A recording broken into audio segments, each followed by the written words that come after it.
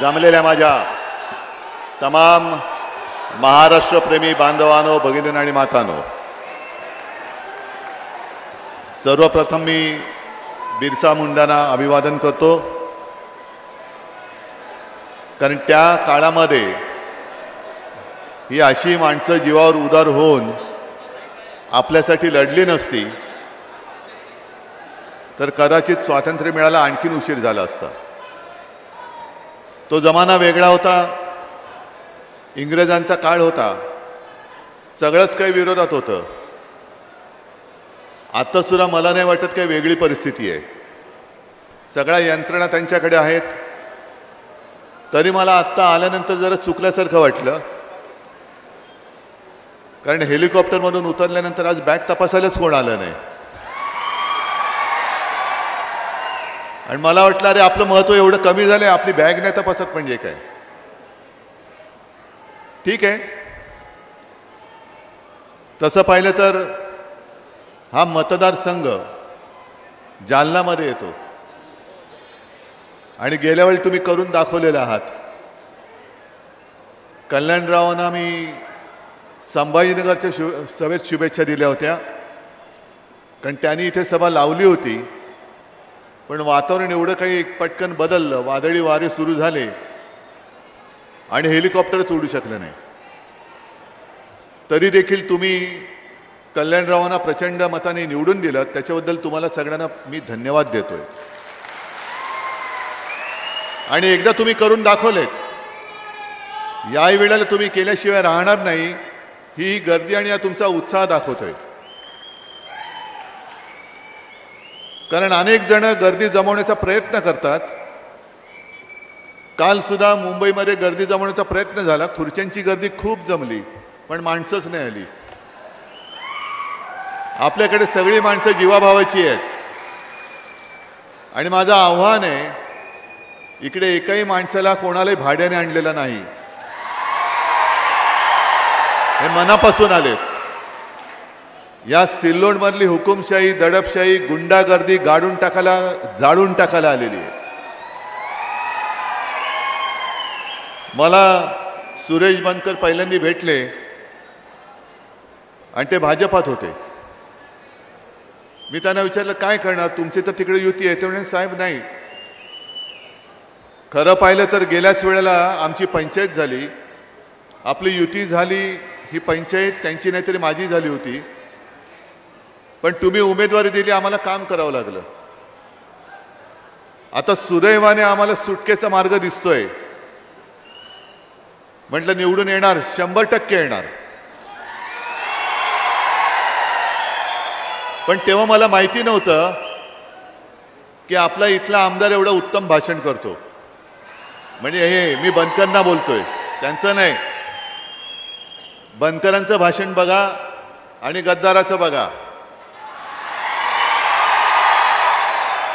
मला आता रोज जसा वेळ मिळेल तसं मी TV चॅनल्स आणि पत्रकारांना मुलाखती देतोय. त्यांनी मला 1-2 प्रश्न विचारले की ते मिंदे असं बोलतात, मिंदे तसं. म्हटलं जाऊ दे, त्या मिंद्यांच्या चिंध्या होणार आहेत आता.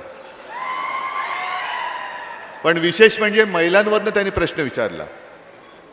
मी त्यांना म्हटलं हेच जर का असं असेल तर सिल्लोडमध्ये जो गद्दार आहे, ज्यांनी TV कॅमेऱ्यासमोर सुप्रियाताईला शिवीगाळी केली, आणि हाच माणूस उमेदवार म्हणून त्याच्या प्रचाराला देशाचे पंतप्रधान काल संभाजीनगरला आले होते, छत्रपती संभाजीनगर, त्यांच्या व्यासपीठावरती होता. मग मोदींना मला विचारायचंय, हेच तुमचं हिंदुत्व आहे का? हीच तुमची संस्कृती आहे का? मग कर्नाटकामध्ये लोकसभेच्या वेळेला त्या प्रज्वल रेवण्णांचा प्रचार केला. प्रज्वल रेवण्णाचे हात बळकट करा. हा प्रज्वल रेवण्णा कोण, कल्पना आहे ना तुम्हाला? त्यांनी काही हजार महिलांवरती अत्याचार केला, त्यांचे व्हिडिओ बनवले. आणि अशा माणसाचा प्रचार नरेंद्र मोदी पंतप्रधान हे करण्यासाठी कर्नाटकात गेले होते. काल सुद्धा त्यांच्या व्यासपीठावरती सुप्रियाताईला शिवीगाळी करणारा हा त्यांचा उमेदवार, त्याचा प्रचार करण्यासाठी मोदी आले होते. म्हणजे एकूणच संपूर्णपणाने यांच्या सगळ्यांचा थरा खालावलेला आहे. मी इथे भारतीय जनता पक्षाच्या कार्यकर्त्यांना खास करून आवाहन करतोय, म्हणजे विनंती करतोय. ठीक आहे, तुमचं आमचं थोडंसं मतभेद असतील, त्याच्यासाठी सुद्धा माझ्याशी कोणी येऊन बोलायला तयार असेल तर मी त्यांच्याशी बोलायला तयार आहे. पण आता आपण सगळे मिळून सिल्लोडला लागलेला कलंक हा धुवून टाकूया. ही संधी आहे. कारण आपली संस्कृती, आपले संस्कार वेगळे आहेत. आज जेव्हा मी भगवा झेंडा हातामध्ये घेऊन महाराष्ट्रभर फिरतोय, त्याच वेळेला इकडे माझ्या समोर माझ्या मुस्लिम भगिनी पण बसलेल्या आहेत. का त्यांना भीती नाही वाटत? आम्ही तर हिंदुत्ववादी आहोत. आपण हिंदुत्व सोडलंय? हिंदुत्व नाही सोडलं, पण तरी देखील आपल्या एवढ्या या सगळ्या गर्दीमध्ये माझ्या मुस्लिम भगिनी माझ्या ह्या सर्व इतर माता भगिनींसोबत येऊन बसतायत, बिनधास्त बसतायत. त्यांना इथे भीती वाटतच नाहीये. उलट भीती त्यांच्यापासून वाटते. आणि मी तर म्हणेन हेच तर आमचं हिंदुत्व आहे. आज माझ्याकडे युट्यूबवरती वगैरे तुमच्याही फोनवरती आले असतील. काल मोदीजींच्या सभेत शिवाजी पार्कच्या त्या मुस्लिम महिला सांगतायत, हमें अंदर जाने नहीं दे रहे. का तर आम्ही काळे कपडे घातलेत म्हणून त्यांना गेटवरती अडवण्यात आलं. मग कसलं तुमच्यात माणुसकी आहे की नाही शिल्लक? हे जे गद्दार तिकडे गेलेले आहेत, त्या गद्दारांच्या पापाचा पाडा माझ्या खिशामध्ये आहे. हा जर का मी वाचला, गोरगरीब जनतेची जमीन बळकावणारा, दादागिरी गुंडगिरी करणारा, बरोबर आहे. सोयगाव तालुक्यात कित्येक गोरगरीब लोकांच्या जमिनी, मालमत्ता, प्लॉट गद्दार आणि त्याच्या परिवाराने बळकावलेत. बरोबर आहे. ही माहिती आहे, ही माझे आरोप नाही आहेत. त्याच्यानंतर सिल्लोड शहरातील सर्व शासकीय मालमत्ता नगर परिषद सिल्लोड यांच्या ताब्यात देऊन त्या बळकावण्याचा कट रचला. बरोबर आहे. सिल्लोड शहरातील व्यापाऱ्यांच्या प्रतिष्ठानसमोर बेकायदेशीर भिंत टाकून त्यांच्या कोट्यावधींच्या मालमत्ता कवडीमोल केल्या. बरोबर आहे. स्वतःच्या संस्थेमार्फत मेडिकल कॉलेज व हॉस्पिटल निर्माण करण्यासाठी सिल्लोड येथील सर्वे नंबर 92 मध्ये कित्येक नागरिकांच्या प्लॉटवरती अनधिकृत ताबा करून बांधकाम सुरू केले. बरोबर आहे. आणि त्याच्यामध्ये विशेष म्हणजे देशातील सैन्य दलातील एक सैनिक व निवृत्त मुस्लिम सैनिक यांच्या प्लॉटचा सुद्धा समावेश आहे. बरोबर आहे. पठाण परिवार यांच्या सर्वे नंबर 337 मधील जमिनीवर बेकायदेशीर ताबा मारून निवडणूक प्रचार कार्यालय सुरू केले. बरोबर आहे. हे सगळी यादी आहे माझ्याकडे, सगळी यादी आहे. आता या यादीचं करायचं काय? तुम्ही जर काही निवडून दिले तर मी इथल्या तमाम गोरगरिबांना मी वचन देतोय की आपलं सरकार आल्यानंतर या सगळ्याची चौकशी करून ज्यांच्या जमिनी बळकावल्या आहेत त्या मी परत करून दिल्याशिवाय राहणार नाही. कारण हे तर मी अर्धच वाचलंय, अजून अर्ध बाकी आहे, आणखीन काही कागद बाकी आहेत. आणि किती काळ सहन करणार, किती काळ मस्ती? एक तर गद्दार तिकडे एकत्र झाले. मिंदे एक मोठा गद्दार, 40 जण, म्हणजे आपण त्याला सगळं काही दिलेलं. यांना सुद्धा मंत्रिपद दिलं, त्यांना सुद्धा मंत्रिपद दिलं. पण मंत्रिपद देऊन सुद्धा यांची भूकच शमत नाही. सगळं हावरटासारखं हे खात सुटलेत. बरं, खाताना तुमच्याकडे सत्ता आहे म्हणून त्या सत्तेचा दुरुपयोग करून जर तुम्ही गोरगरिबांना छळला असाल तर तुम्हाला सुद्धा कायद्यानुसार चौकशी करून तुरुंगात टाकल्याशिवाय राहणार नाही. हे मी सिल्लोडकरांना सांगायला आलेलो आहे. उगाच काहीतरी करत जायचं. खरं म्हणजे गेल्या वेळेला मी प्रामाणिकपणाने कबूल करतो की माझी चूक झाली. मी त्याच्याबद्दल तुमच्या सगळ्यांची माफी मागतो. माझी चूक झाली. कारण आम्हाला असं वाटलं तर समोर लोक येतात, समोर आल्यानंतर काय मस्ती नाही दाखवू शकत. अगदी वाकलेले असतात, झुकलेले असतात. मी असं करेन, मी तसं करेन, मी तुमचे स्वप्न साकार करेन. माझं स्वप्न सोडून द्यावं. तुम्ही माझ्या गोरगरिबाची झोप उडवली आहेत आणि तुम्ही तुमच्या सगळ्या मालमत्ता एकदम भरपूर करून ठेवलेल्या आहेत. हे आता याच्या पुढे होता कामा नये.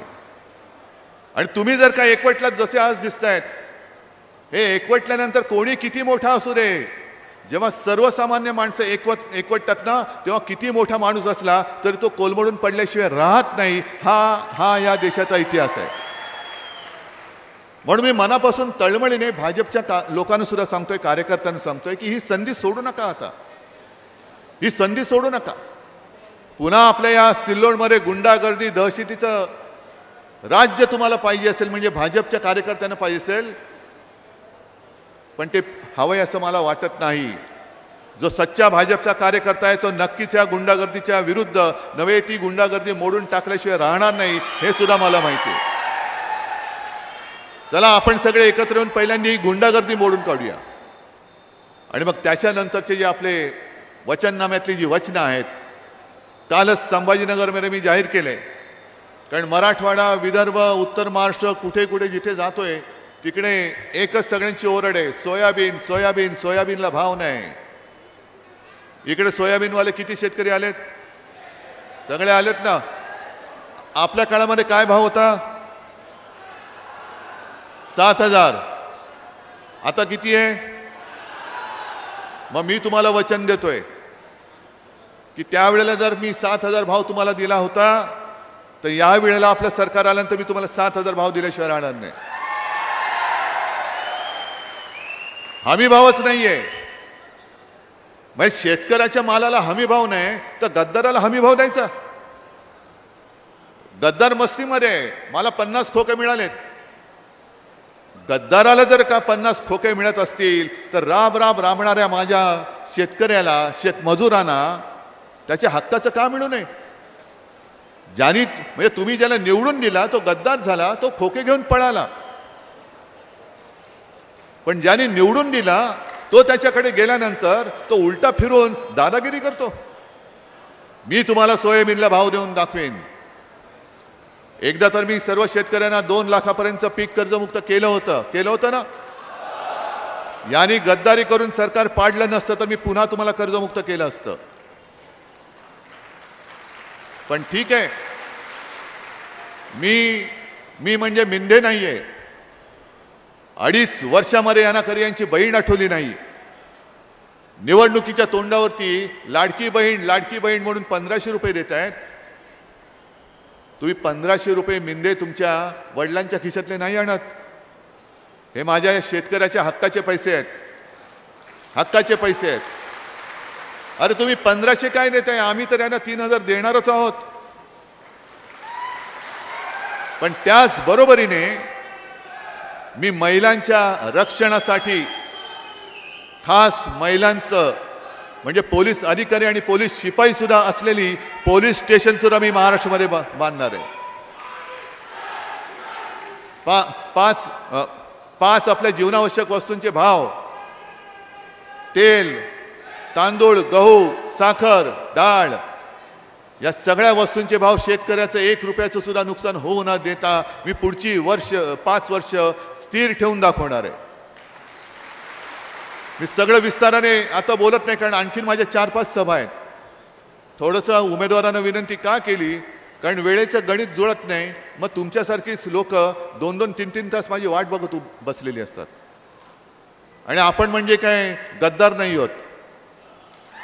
आपल्याकडे पैशाचा महापूर नाहीये, त्यांच्याकडे पैशाची धनशक्ती आहे. माझ्याकडे माझ्या जीवाभावाची जनशक्ती आहे. आणि काल जे मी सांगितलं की किती शेतकऱ्यांची मुलं खरोखर शाळेमध्ये शिकतायत मला सांगा. फी भरू शकताय तुम्ही? फी भरू शकताय? आणखीन किती जणांच्या मुलांना शिकण्याची इच्छा आहे पण शाळेत जाऊ शकत नाहीयेत? मग मी तुम्हाला वचन देतोय की ज्याप्रमाणे मुलींना मोफत शिक्षण दिलं जातंय, तसंच माझ्या महाराष्ट्रात जन्मलेल्या प्रत्येक मुलाला मी मोफत शिक्षण दिल्याशिवाय राहणार नाही. करा ना. या सगळ्या गोष्टी जर तुम्ही या निवडणुकीत देणार नसाल आणि भलतीकडे आमची निवडणूक नेणार असाल, म्हणजे अनेकदा पत्रकार मला विचारतात की अमित शहानी तुम्हाला आव्हान दिलेलं आहे की काश्मीरमधलं 370 कलम काढलं, त्या कलम काढणाऱ्यांच्या विरोधात जे आहेत त्यांच्या बरोबर तुम्ही बसलात. म्हणजे कोणाच्या बरोबर बसलो? अमित शाह तिकडे मुफ्ती मोहम्मद सईद बरोबर बसले होते, मेहबूबा मुफ्ती बरोबर नव्हते बसले. मग तेव्हा कुठे गेलं होतं यांचं सगळं हे राष्ट्रीयत्व आणि हिंदुत्व? बरं, 370 कलम काढलं हे काश्मीरसाठी महत्वाचं आहेच. आजही मी त्याचं कौतुक करतो, मला काय त्याच्यात गैर वाटत नाही, कारण काश्मीर हा आपल्या देशाचा अविभाज्य भाग आहेच, अविभाज्य भाग आहेच. पण काश्मीरमध्ये जेव्हा सगळ्या आपल्याच रक्ताच्या जनतेवरती अन्याय होत होता, तेव्हा अमित शाह, तुम्ही आणि नरेंद्र मोदी कुठे होतात? त्याच्यामुळे माझं एवढंच मत आहे की बाकीचे जे आपले काही मुद्दे आहेत ते जरा बाजूला ठेवूया, पण माझ्या शेतकऱ्याच्या सोयाबीनला भाव का नाही मिळत, कापसाला भाव का नाही मिळत, मिंदेला भाव कसा मिळतो? आणि तुम्ही ठरवायचंय ही जी काही निवडणूक आहे ते उद्धव ठाकरेचं काय होणार, बनकरांचं काय होणार. कल्याणराव खासदार झाले म्हणजे कल्याणराव झाले, दिल्लीला गेले, तुमचा त्यांचा संबंध नाही असं नाहीये. का कल्याणरावना तुम्ही खासदार केलं? कारण आपल्या देशाचं संविधान वाचवण्यासाठी म्हणून आपण ते केलं होतं. तसंच का बनकरना आपल्याला आमदार करायचंय? कारण ह्या सगळ्या वचनातल्या वचन दिलेल्या गोष्टी या मला पूर्ण करण्यासाठी मला सुरेश बनकर आमदार पाहिजेत. या सिल्लोडमधली गुंडागर्दी संपवण्यासाठी मला सुरेश बनकर आमदार पाहिजेत. आणि मी जे बोलतो ते मी करून दाखवतो, आणि जे करता येण्यासारखं असेल तेवढंच मी बोलतो. म्हणून माझी वचनं जी आहेत ती बाकीची दिलेली आहेतच. पण एकदा तुम्ही या गद्दाराला पाडा नाही असा गाडा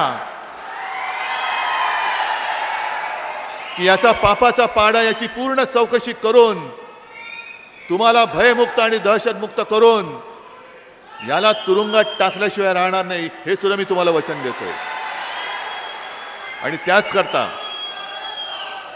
करता ही निवडणूक केवळ उद्धव ठाकरे, सुरेश बनकर, महाविकास आघाडी अशी नाहीये, तर तुमचं आयुष्य तुम्ही कोणाच्या हातात देणार आहात हे ठरवणारी ही निवडणूक आहे.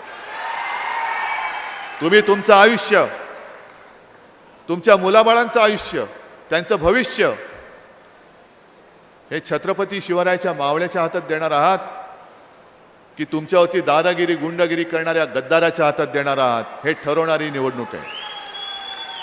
मी सांगण्याचं काम केलं, उत्तर तुम्ही द्यायचंय. आणि मला खात्री आहे, मी तर बोलतोय, तुम्ही भोगता आहात.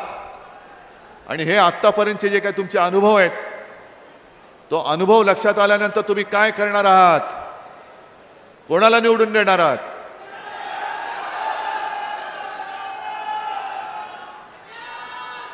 कोणाला? शाबास.